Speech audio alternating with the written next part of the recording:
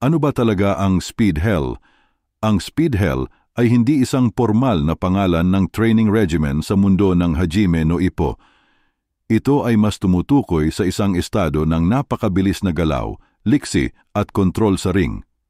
Ang katangian nito ay ang kakayahan ng isang boksingero na gumalaw ng sobrang bilis at maayos na parang dinadaig nila ang kalaban nila sa dami ng high-speed maneuvers. Dahil dito, sobrang hirap nilang sundan at kontrahin. Hindi lang to basta bilis sa pagtakbo ng diretsyo, kundi kombinasyon ng footwork, reflexes, at kakayahang magpalit ng direksyon at atake mula sa iba't ibang anggulo sa loob lang ng isang iglap. Ginagamit din ang terminong high-speed hell para sa mas pinahusay at parang walang kahirap-hirap na pagpapakita ng bilis na ito. Isang estado kung saan ang galaw ng isang boksingero ay halos lumabo na sa paningin na nagpapakita ng kumpletong pagkabihasa sa bilis at timing. Ang mga hari ng Speed Hell. 3 pangunahing karakter sa Hajime no Ippo ang kumpirmadong user ng Speed Hell, bawat isa ay may kanya-kanyang estilo. Mamoru Takamura, isang henyo at multi-weight class champion, ang Speed Hell ni Takamura ay patunay sa kanyang likas na husay kasama ang kanyang halos walang humpay na etika sa pag-iensayo. Ang bersyon niya ay isang walang putol na kombinasyon ng bagsik at bilis. Ichiro Miyata. Ang matagal ng karibal ni Ippo, si Miyata ay ang klasikong outboxer na ang buong estilo ay nakasentro sa bilis at counter. Ang Speed Hell niya ay mas pino at eleganteng pagpapakita ng high-speed footwork at presisyong suntok. Brian Hawk, ang wild at unpredictable na world champion, si Hawk ang mismong halimbawa ng raw, natural talent. Ang bersyon niya ng Speed Hell ay hindi masyadong tungkol sa pinong technique, kundi mas tungkol sa instinctive, halos malahayop na liksi at bilis, na halos imposibleng hulaan ang galaw niya. Speed Hell, in action, ang mga laban na nagpapakita nito. Ang rurok ng Speed Hell ay pinakamahusay na masaksihan sa ilan sa mga pinaka-iconic na laban sa serye, Takamura versus Brian Hawk. Ang brutal na world title match na ito ay isang maalamat na banggaan ng dalawang gumagamit ng Speed Hell.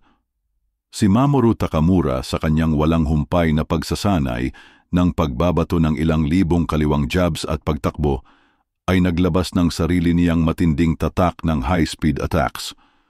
Upang malabanan ito, naglabas din si Hawk ng sarili niyang bersyon at mag-counter gamit ang sarili niyang high-speed hell. Ang laban ay naging isang kahangahangang high-speed battle kung saan nagpalitan ng suntok ang dalawang boksingero sa nakakasilaw na bilis, isang tunay na palabas ng dalawang masters ng bilis na gumagamit ng kanilang talento laban sa isa't isa. Miyata versus Randy Boy Jr. Ang laban na ito ay isang masterclass sa bilis at timing. Si Miyata, na humaharap sa isa pang napakabilis at bihasang switch hitter, ay kailangang lubusan gamitin ang kanyang kakayahan sa Speed Hell. Nagkaroon ng mga sandali ng supersonic attacks si Miyata na plano na agad tapusin ang laban at para hindi magamit ni Randy Boy Jr. ang pag-switch hit nito na isang kahinaan ng counters ni Miyata. Paano nagkakaiba ang Speed Hell sa bilis ni Ippo at Itagaki? Mahalagang malaman ang pagkakaiba ng Speed Hell sa bilis ng iba pang mabilis na karakter sa serye. Ippo Makunuchi, iba ang klase ng bilis ni Ippo. Ito ay malakas, explosive at madalas na diretsong takbo. Ang kanyang training na kinabibilangan ng pagtakbo na may gulong at iba pang matinding ehersisyo sa pagpapalakas ng binti ay nagbibigay daan sa kanya na lapitan ang kanyang mga kalaban ng may matinding lakas upang ilabas ang kanyang signature power punches tulad ng Dempsey Roll. Ang bilis niya ay tungkol sa pasulong na momentum at impact, hindi ang maayos, multidirectional na liksi ng Speed Hell. Itagaki Manabu. Si Itagaki ay isa ring speedster, ngunit ang kanyang kakayahan ay nailalarawan sa kanyang halos nakakamanghang reflexes at isang kakaibang perception ng oras na nagbibigay daan sa kanya na makita ang galaw ng kanyang mga kalaban sa slow motion. Bagamat napakabilis, ang kanyang estilo ay mas tungkol sa pag-react at pagsasamantala sa mga pagkakataon gamit ang kanyang kakayahan sa Kronos kaysa sa tuloy-tuloy, nakakabigla na pressure ng Speed Hell. Sa huli, ang Speed Hell sa Hajime no Ippo ay ang pinakamataas na pagpapahayag ng bilis sa boxing, isang kombinasyon ng likas na talento at matinding trabaho. Ito ay isang nakamamanghang at mahalagang konsepto na nagtataas ng mga boxing match sa serye sa isang bagong antas ng excitement at sining, na perpektong kinakatawan ng mga masters tulad nina Takamura, Miyata at ang nakakatakot na si Brian Hawk.